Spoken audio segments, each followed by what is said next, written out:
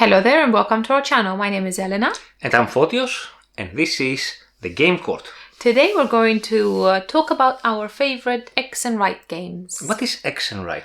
I think it's a way we call all the whatever and right games, like roll and right, flip and right, Draw and right, and so on and so forth. Any game that has some element and right, then we'll talk about them today. So the common element here is that you have your individual pad where you use a pencil or a marker, and basically you mark off stuff. You mark some stuff off the writing bit. Okay. Righty. Shall we go? We should go. So what's the first game you'd like to talk about? The first game I would like to talk about, I think it's mainly like a common pool of games rather than my games and Fotis' games. But I would like to talk about Rolling Realms first. And Rolling Realms is a very nice roll and write games. It's not roll and write, would you say? Yeah, it's a roll and write. It's a roll and write game. What I want to mention first, because I think it's only fair, we have the print and play version, the free version of Rolling Realms. I think there is a paid version as well that you could buy, and it has more options for your more realms. For your game. Well, it's in the name, isn't it? Yeah. But basically what you do in this game is you have 9 realms in the free version, and they're all a smaller version of a big game like Scythe, for example. Or Viticulture. And I think it's because the creator of these games, that this Rolling Realm game is the creator of the big games. Stegmaier, the publisher, basically. The publisher rather than the big creator. Games, yes. So it only makes sense to implement one in the other. So what you do is you take 3 of the realms out of the 9 realms and you play them in one round, and you do that 3 times, and that will technically be your game. It's still a roll and write where you roll and you write, make combinations. That's it, basically. You have a common dice pool. Yes. Everybody uses the same dice. There's no drafting or anything like that. Also, there is simultaneous action selection. Yes. Simultaneous, like everybody works at the same But time. it tends to be in most of the roll and write games, isn't it? Simultaneous action. Correct. Yeah. How we like to play it usually, when we play the two of us, we like to watch each other playing. So I will play first, let's say, then Elena will play, and then we'll alternate. So we will like to see what each other is doing, rather than, being alone and do your own thing. It's more interactive that way, really. At least for us. But I guess if you have many players... At one point we played... what did we play? We played Hadrian's Wall in more than 2. In 4. And, oh my goodness, it's nice to see other people play, but 3 other people, by the time your time comes... By the way, Andrea's Wall, let's discuss about this a bit later. You forget your actions. We can discuss about any game though, really. Well, yes. I just hugged Fred, and I have a little hair on my lip. Well, I'll probably stay there forever. Fred is on 4 cats, by the way. Oh, I'm sure we said it 15 times already. I'm sure everybody knows Fred. Maybe somebody watches this video for the first time. Well, Fred is one of our cats. What else do you do in Rolling Realms? What else do you do in Rolling Realms? You collect points. You collect other stuff like coins or hearts or pumpkins, and they make little groups, and you use a few to do some extra actions. You swap a dice for another and stuff like that. Yeah. Some like extra bonuses and stuff like that. And if you do buy the bigger version, you have more than 9 realms, which you can combine in any way you want. Yeah. And there are several other promos. You can have Castles of Burgundy as one of the realms, etc., etc. It's a very nice game, very holiday friendly. Yeah, very relaxing, very fast. All you need is just to print a couple of pieces of paper and that's your game. 2 dice, basically 2 dice. Any dice, yes. Yeah. So that's Rolling Realms. What would you like to talk about then? Oh, well, the next game I would like to talk about is called Welcome to the Moon, and is the most recent game in the series Welcome to, and is basically the only one we have in our collection. We have also tried. That's what I wanted to say. We must mention that we've tried a different one as well. The original one, the Welcome to, yes, with the houses, but I think we prefer this version. I want to say the Welcome to the Moon. It's quite good, actually. The game comes with 8 different scenarios or variations how to play the game, basically. And it can be played from 1 to 6 players. And it also has this like storytelling, like campaign mode. Kind of thing, you can go through the scenarios. Basically what you do, you try to save humanity and you build a rocket to travel to the moon, to establish your colony and so on and so forth. So every different aspect is presented in a scorepad. And it's not a roll and write. It's a flip and write? It's a flip and write. It has 3 cards in the middle. 3 deck of cards. And one side of the cards is the action, which can be a robot or energy. Or plants. Water. Basically, cards have numbers on one side and on the back they have the action themselves. And you select basically one action with one number. That are adjacent, basically. And you have to write down a number and take the respective bonus action, let's say. If there is any bonus action over there as well. And the basic trick is that you have to write the numbers in any of the tracks in your pad in ascending order. So from 1 to, let's say, 16 or 17, whatever it is. I think it's 15, but then you can manipulate some of the numbers. Yeah. But equally though, some of the scenarios in the game lets you write sections of numbers rather than a whole lot, so you can compartment it in smaller amounts, so you can start with finish with 10 and then start with 3 again. Yes. Different rules. It's a quite interesting game. Yes. A lot of variability in there. And also you have your goals you have to fulfill, and if you do it first you get more points and so on and so forth. And the last thing I would like to mention, it reminds me of another game very much. Yeah. Another roll and ride game, a smaller one. It's one of Elena's... One of my favorite games, particularly when we travel. I really like that game. It's called Quicks. And it comes with different variations as well. And basically the same game, but it's quite abstract and smaller. So yeah, you can take it basically anywhere. It's like... it feels like Welcome to, particularly the Moon. It's a hyped up version of Quicks for me, at least. I mean, I like the theme and I like everything about the game. I wouldn't trade one for the other necessarily, but it does feel like the baseline is Quicks 101 without a doubt. There's also another variation of Quicks called Quinto, which is again very similar to both Quicks and Welcome to the Moon. Which we've not tried yet, but if you have tried or you have tried one of the games like Quicks, for example, you can let us know whether you like them and whether you feel that they're similar, because I feel they're quite similar, to be honest. What is the next game you'd like to discuss about? What is the next game I would like to discuss about? It's a game that we've been playing for years now. And I want to say, if we've not played it hundreds of times, it's somewhere along those lines. Is it hundreds of times, you think? I'm sure. I mean, especially, we take this game on holiday and we've been taking it for absolute years. And we play at least every day, at least a few times a day. When we go on the beach, wherever, it doesn't matter. It's very travel friendly. It's just a piece of paper and some dice, really, so that's all you need. It's called That's Pretty Clever, and is the original version of That's Pretty Clever. I'm sure it has 3-4 others. Another 3 versions. 3 versions of it. So this is the original version. We've tried the other ones as well, but I think I think this one is the one that's stuck with us, to be honest. It's a very, very nice game.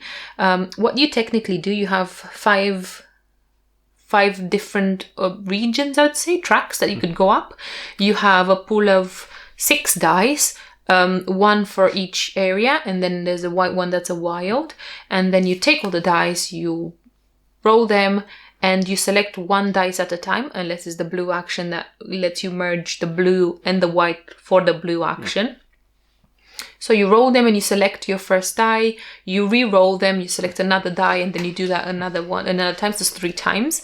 The dice that you've not used go to your opponent, and your opponent will take 1 action for free from that pool, and then it's your opponent's turn. But also, if you use a high pip value die, everything that's lower value will automatically be lost for you, so you cannot use them for your next roll, let's say. Correct, yes. So if you choose a 5 from the same pool and everything is lower apart from a 6, for example, then you're stuck with 2 dice and then 1 action is lost. So you have to cleverly think of how you do it. Plenty of combinations, extra actions, re-rolls, galore. You do this and you do that and you do that and you do that. And then 5 years after, I finished my turn. you have points for everything in there, including some little foxy heads that will score you. It's a multiplication of the lowest score you have in there. Yeah. There is a phone version of it as well? Yes, there's an application for that as well, which is, you can play the game by yourself very fast in like 5 minutes or so, like I do some of the times. Now, this game is pretty abstract. There's no theme there. I don't think it needs a theme, really. I don't really mind that. Yes, I like it as it is. Just a nice puzzle game with plenty of combos over there. Very satisfying. Just have to make sure you're not left behind in any track. Yes, because you have to have balance between. Yeah, otherwise, if you take a foxy or two, because eventually you will collect some foxes, you end up with a 0 from there, which is quite painful. Equally, the good bonuses come after a while in the track. Yeah. So you have to balance it nicely. It's a very nice game. We're not extremely good at it. I mean, the highest we have scored would be around 250, 260, I would say. I would take that. I think that's a good score. Maybe you can tell us what you score, because it feels like 250 for 40s. Not good enough. Not every time. Most usually we're around 200, yes. But yeah. So that's pretty clever. That's pretty clever indeed. And then, what would you like to talk about? Oh, it's a game that is called Castles of Burgundy. But today we are talking about Castles of Burgundy, the dice game. Yes. Which is basically a very small portable version of the big Castles of Burgundy game. Mm-hmm. You have 4 different dice, 4 different variations that you can play. Mm-hmm. And also you have 5 die. 2 of them are color die, 2 of them are normal die with pips, and 1 of them is like a track, like a time track, how fast basically the game is progressing. Mm-hmm. And you will select 2 die, 1 color and 1 number to basically pencil down a particular area, which it's basically similar to the areas of the Castle of Burgundy. It's very similar, isn't it? You have buildings, yes, you have castles, you have animal farms. Boats. You have mines, boats, yes. And you have monasteries as well. Which is a new thing. They're represented in purple. They give you monks that can let you change the color. And you have a finite number of people that you could collect from your bonuses. So if you collect more than that, then you cannot put them down. So you have to be clever in how you use your extra resources and bonuses, really. And different region you select, each different region you select, you have to have particular dice number that you have to. For instance, the boat requires a 5 or a 6, I think. Correct, yeah. Whereas the buildings in the same region require different numbers. You cannot have the same number within the same region. Monasteries is 1 to 2. Yes, whereas the farms, all of them have to be the same number. Correct, yeah. And when you have mines as well. You have mines, yes. Whenever you complete a region, you get extra points. Yes. Yes. So it's very similar, but slightly different, though. Yeah, very nice game. Very quick to play. A small one. We got it from Switzerland, yes. And it's the German version of it. I don't think it's available here in the UK nowadays. I mean, we've not stumbled into any issues, to be honest. I don't think there's much writing on it anyway. No. You do all the writing. It's just the rule book that you have to download from BGG in the English version. Otherwise, very satisfying game is the Castles of Burgundy, the dice game. What's next? What's up next? Let's see. Next is Motor City. Motor City? It's a new game. It was on Kickstarter and it's just been released. And we have it because we like roll-in rides. So we do go for whatever sounds very exciting about roll-in rides, to be honest. We also like industry manufacturing games. Yeah, we like a lot of that. Whatever's industry manufacturing. Yes. We're all for that, really. So this game is industry manufacturing, right? Well, technically what you do in this game is you should oversee and you should be running and producing this automotive empire that you should support. Technically, practically, it's not really an empire. It's more like a garage, to be honest. But, not to offend anybody, it's not the biggest game. It's not the most, luxurious and sumptuous game. It's good. It's very good. It feels like a very streamlined version of... And I should say that because the designer is the same designer of... Three Sisters? Three Sisters, thank you. Of Three Sisters. The box is the same, designer is the same, so it feels like this one is more streamlined than Three Sisters, but we'll get there eventually as well. what you do in this game is you have a board with 3 stripes, 3 different colored stripes. One is a gray, one is a blue, and one is a white. And you have 2 dice per color as well. It depends on the number of players, how many dice you have per color. Is it 2 basically. per... It different count. It really changes. You have a number of dice for whatever number of players you might have. And you roll them all, and you put them in the whatever action it shows in there. You have to put them on the board accordingly. And then when you select the dice, you may or may not have an action or a bonus underneath it, and you have to do that. Then you do a main action on the dice, and then you can take that die as well, the one that you've just used, and place it onto your own board, which gives you an extra action. Yes. If it's not covered, but we'll tell you how that happens in a minute. Yes, and as a main action, you may use the action that the dice dictates, or instead you may do research, R&D, or you may upgrade the action. That is quite fantastic. Dice, yes. This, I think, is a unique thing about this game, though. I really like the upgrading. It costs a lot, an arm and a leg, basically, but it is a very... Because usually in roll and writes, what you do, you select the action and you cross one, and then the combo starts. But in this case, if you have upgraded your dice to value 2 or value 3, then with one action you can cross directly 3 of them. 2 or 3, it depends on how much you've upgraded, isn't it? Yes, and you get all the bonuses. Yeah, it gives you so much power over it. I mean, research is good as well, but what it does is it gives you, if you do research once, and you can get research throughout the tracks as well during the game, you cross one box in the research, and after you cross the 4th one, then that will give you your extra action, basically. So I think it depends on where you are in the game, really. I don't like the action very much, but Fotis does. Not that there is research. You like research, you did research a lot last time. Yeah, you did a lot of research. And there are 4 basic actions in the game. There is the sales, which basically gives you money, which you can spend in other stuff. There is the testing, which is basically some tracks where you put your test cars. Yes, where you can buy some extra cars, so you can go for extra. Because one car goes on one track only, it doesn't move across, so you have to buy another car. Then there is the engineers, and then there is engineering and the production. And both engineering and production have these octagonal hubs, which have requirements. And once you check the requirements and you have been to the hub, basically you have some kind of extra points, some sort of, And then you have the speedometer as well. Yeah, the speedometer. What does the speedometer do? The speedometer gives you basically points as income at the end of every round. But it's not the most satisfying action, is it? Or exciting action. The only thing you do when you get a speedometer, which you might get from the main board, or you might get from combinations throughout the game, like bonus, is you just tick a next box, and then you get points. You get points from the speedometer every round, which sounds super cool, but it's just a box you tick, so it's not that exciting. Whereas the other actions might give you this and they give you that and give you that, a lot of combos there. It's more satisfying. Yeah, there's not very many points during the game unless you use the speedometer. Yes. So you have to think of what you want. Do you want the points or do you want to do some combos? Also, there is the auditor, like in the Kanban game of Vital Lacerda. I find it like it's incredibly similar, isn't Kanban, it? Yes, where you have Sandra and she goes around the departments.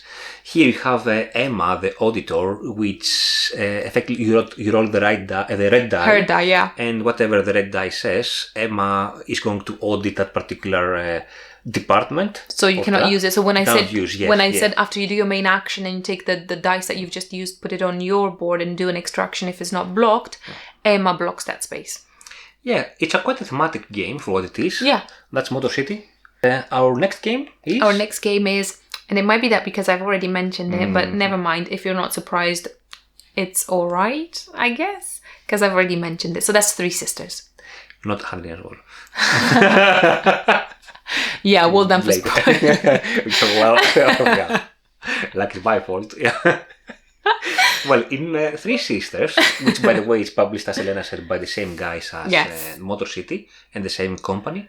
Again, you have 2 score tracks or trackpads where you basically track your progress. It's up there. Oh, it's right. You can probably cannot see it. It's right at the top. You can see some of our 2-player games here, but most of the games are further up. Yep. We'll show you. Maybe we'll make a video of our collection, which is not the biggest at the moment, but we might show you our collection later at one point. Later on. Let's see. You're interested, why don't you let us know if you're interested, and we'll give you a very, very quick tour of our collection. So in Three Sisters, basically, you take care of your garden, I would say. Yeah, that's what you do. You grow your vegetables. You grow your vegetables in the garden, and you grow there are three basic vegetables: the pumpkins, the beans, and the corn. Correct. And there is this theory.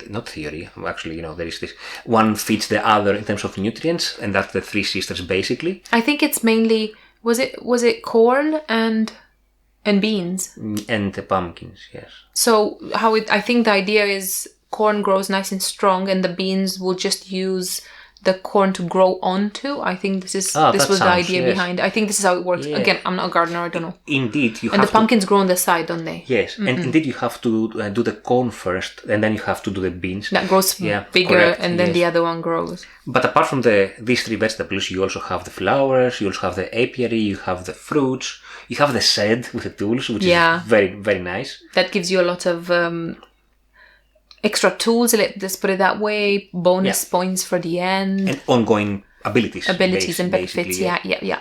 And then you have the farmers market that's right at the bottom of the page. And you have also this main board. The main board now is again roll and write. Again, it's dice drafting, like Motor City. You have this middle board, which is basically a rondel. So you roll the dice and you allocate them based on their p-value in an ascending manner. And as you take the die, you will do the action that is under the die, but you will also water or seed on the area, because you have 6 areas on your garden, water or seed the area that the p-value... Yeah, the die displays. Exactly. So there are a lot of combos in this game as well. A lot of extra actions that you can do basically everything. There is sometimes you have rain, which waters all your garden. You have, as you said, farmers market. You sell your stuff. One is an action. You can do it as an action, but you regularly have farmers market throughout the game, though. It's a quite a nice game, if a bit chaotic, I would say. I think because there's so many things going on at the same time. You're like, oh, do I water something or do I plant something? Oh, I've not planted here. You can only plant, especially in the main garden, because this is where you plant. You can only seed 2 things at once or water 2 things at once. So unless you upgrade I think you water everything. You water everything. Yes. Sorry, you can only seed 2 at once. Yes. So if you don't upgrade to 3, it's going to take you 3 turns to actually do all 6 in one area, which is quite hard. Equally, when you water them, you have to wait for the corn to grow, to plant the bean, for that to be watered, for them to grow together. Yes. So it's a bit of, if you don't time yourself or you want to do something else in the meantime, then your beans will never grow, and it's very frustrating. It might be very similar to reality, but it's a bit, off-putting slightly. We're not into home gardening, I would say, so much. We have a couple of flowers here and there, but not beans or pumpkins. But equally, we're not into fixing cars. But that works for whatever reason. Exactly. Yeah, both games are very good and very satisfying, I would say. Nice dice drafting games, Motor City and Three Sisters. Gorge. Yeah. What's the next one? The next one is going to be... a game that we acquired for free, and it was because we bought the main game, and they offered it online for free, which I think is awesome. It's called Woodcraft Roll and Write, and this game, I think I'm not the only one, is a very good introductory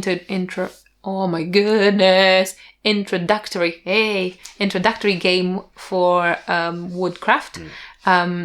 If you struggle a little bit with the cutting bit, how you manipulate the dice with the gluing and the cutting and the sewing, all of that, I did at the beginning, and it took me quite a while to actually understand how I could actually do like so many contracts, and how could I make so many different dice. Oh my goodness, I cannot do all of this. I think how does it work? I think this is the best game to actually start with. It gives you easier understanding how it works, the game itself. Both Woodcraft and Woodcraft, because they're very similar, right? They're very similar. So in Woodcraft, you have 2 different dice that depict 2 different types of wood. In the main game, you'll have 3 different ones. Yes, correct. So in this one, you have a little board with different actions that give you different benefits. The cheaper wood goes at the top. The more expensive one goes at the bottom. And better benefits. Better benefits for the cheaper one. Obviously, everybody wants the expensive one, so that gives you less benefits. And what you technically do is the same thing. You manipulate the dice after you obviously do some combinations to get some saw blades, to get some glue. What else do you get? Scrap wood. Scrap wood, yes. So you collect them throughout the game. Blueberries. You collect them throughout the game, and you can use them freely when you need to use them. Yes. And you basically, as in the main game, you just fulfill contracts. It's very thematic. I mean, you're using these resources that you collect in a very thematic way to do this dice manipulation. For instance, you're using scrap wood to increase the pip value by 1, or you're using saw blade to chop basically a 5 to a 2 or a 3. 2 and a 3. A 2 and a 3, yes. Yeah. Or a glue to basically combine a 2 and a 4 into a 6. So it's very thematic how you manipulate the dice to fulfill the different contracts, as Elena said. And also you do that by the help of the helpers that have different abilities, and you can acquire them by spending blueberries. I don't know why they like blueberries, but you know. Yeah, they look like a bit exotic, the helpers. I don't know, yeah. Well, we're not arguing. Yeah. It's a quite nice game. It is a very nice game, yes. The way you fulfill your orders, your contracts, basically. Not orders, not contracts. It's called orders, yes. Orders? It's orders, not yes. contracts. Yes. My bad. The way you fill your orders is quite satisfying as well, and gives you different benefits. It might give you points or multiplication, multipliers, and so on and so forth. It's a very satisfying game. As Elena said, very good introduction to the big game, and well done to designers for making this public and free. Yes, that was awesome. Thumbs up for that. You just need a bunch of dice, yellow and brown. And a printer. Or, yes. Somebody to print them for you. Yeah, exactly. Somehow. Right. How about the next game? Oh, the next game is called Joan of Arc. And it's a re-implementation of the Orleans game, the bigger game. That's one of my favorites. Joan of Arc is a draw and write, because you have a bag, and within the bag you have some chips which represent some different followers. There is the knight, there's the farmer, the boatman, the cleric, and so on and so forth. I mean, basically, as in the main game. As the main game, the same characters. It has the same characters. Yeah. So if you have played the main game, this is going to be very easy to grasp. And you draft from whatever you have draw from the bag, you draft one, and you do the action of that particular follower, or you may do an upgrade action if you have acquired the particular technology, as in the main game. Correct. Or you may travel around the map. As you do in the main game. France, yes, and you can go to different cities, and you can build in a city if you are the first to build in that city. You can collect resources, you can collect money. You do basically what you do in the base game, isn't it? The main game is very, very, very similar. Very similar, yes, very similar. It even has the little track at the bottom with the books that gives you the multiplier points at the end. Yes, Elena loves that. Okay, well, that gives you the points. Elena focuses on the books in Orleans and drawing right. To be honest, though, I don't think I've ever won in Orleans in Joan of Arc. In the drawing right, I've not won so far. That might be correct. Yes. Even with my unbeatable strategy, it didn't work so far. Yes, it's a very nice game. It is. We like it very much. Yes, that's Joan of Arc. That is Joan of Arc as well. Yeah. And the next one is. And the last on our list. And the last one on our list. Oh, I thought this was going to be slightly longer. Why? Well, maybe next time. If you'd like to see a longer video. More games. Yeah, you let us know, because I'm sure we have plenty of games that we could probably talk about this for hours. Well, not forever. Yeah, not forever, but that's why I was like, did I say forever? Hours. So if you do want to hear us babbling more about different games that we like, well, let us know and we'll do a slightly longer video so next time. So what's the last one? I was just talking, all right? Let me finish. All right. Well, you already know what the first game is because somebody's already spoiled the surprise. You did. You spoiled it. I spoiled the surprise. Not me, you spoiled it. I'm sorry. Yeah. Well, the next one and the last one on the list is Hadrian's Wall. Hadrian's Wall? Hadrian's Wall. Is this the big complex roll and write? Not roll and write. Should I say flip and write? Flip and write. Yes. Flip and write. You have some... I wanted to say work placement, but you don't place them, you just spend them. Yes.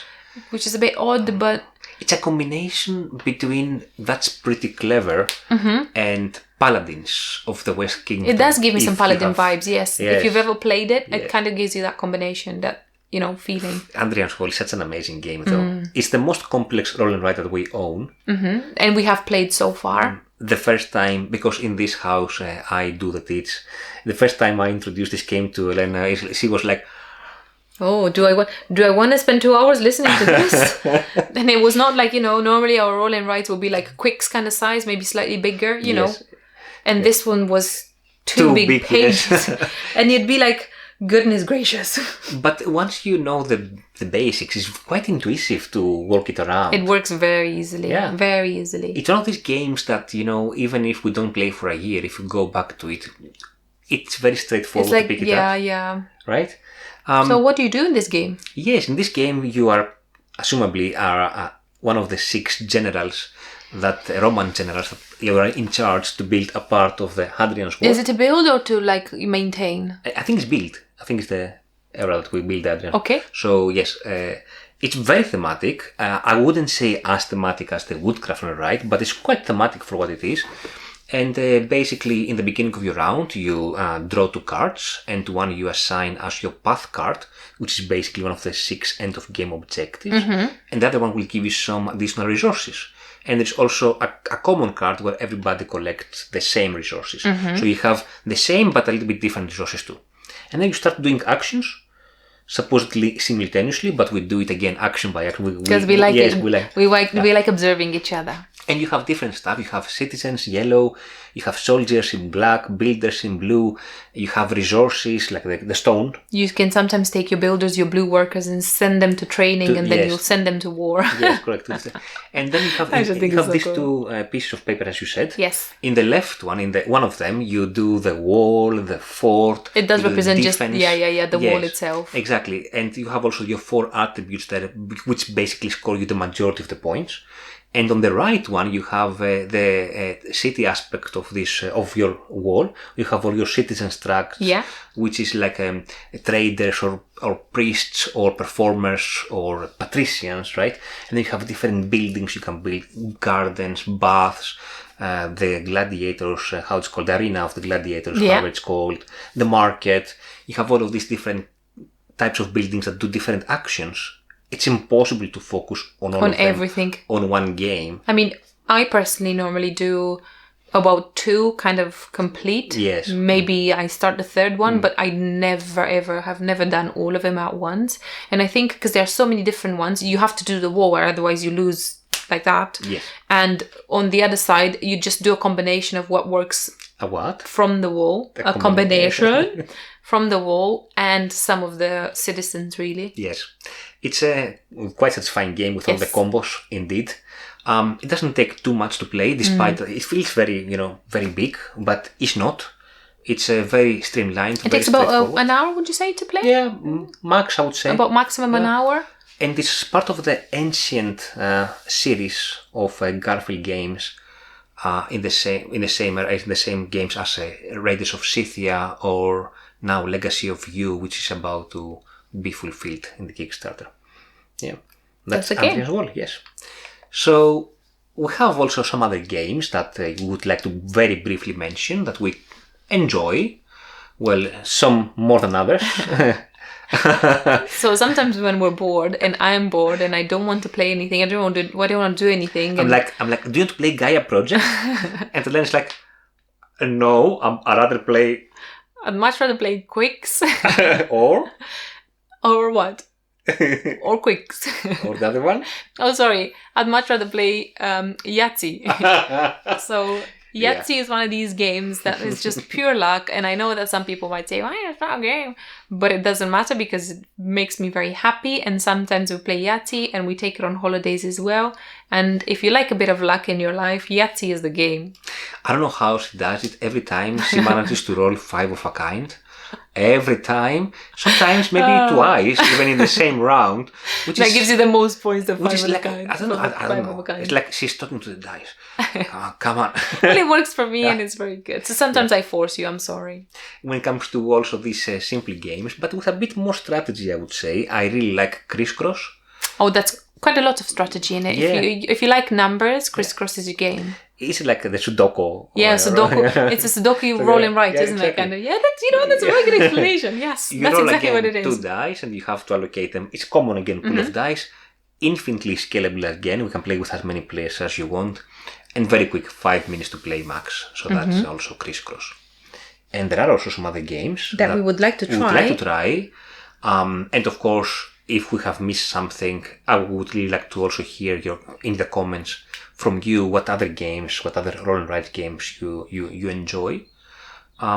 So one is called Fleet, the dice game. Yes. It's from the same company and designers as Motor City and Three Sisters. Yeah. So inevitably it will end up in our collection. Yeah. We haven't played it, so we cannot say more than that. Then there is the Troa, the dice game, which, because we really like the Troa, the big game, we are curious to try it as well. Yeah, we have the main game, so it's an option. Yeah. And the last one is called Twilight Inscription, which was published last year.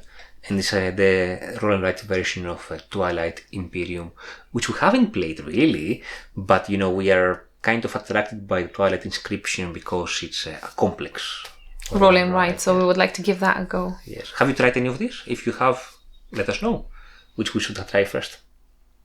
I hope you enjoyed this video. Yeah.